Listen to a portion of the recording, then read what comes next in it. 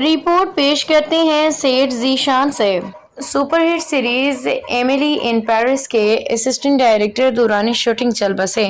When streaming service Netflix کی مقبول ترین سیریز ایملی ان پیرس کے assistant director Diego Borrella shooting کے دوران اچانک چل بسے۔ برطانوی خبر ایجنسی کی رپورٹ کے مطابق 47 سالہ ڈیاگو کی اچانک موت کا واقعہ اٹلی کے شہر وینس میں پیش آیا، جہاں شو کے 5ویں سیزن کی ریکارڈنگ جاری تھی۔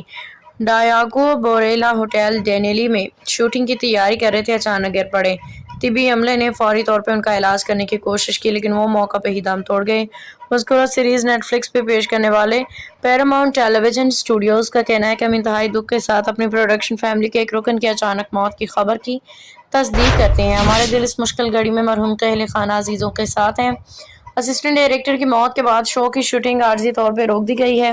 واضح ہے کہ ایملی ان پیرس کے 5ویں سیزن کی شوٹنگ 15 اگست سے وینس میں جاری تھی، جو 25 اگست تک مکمل ہونا تھی۔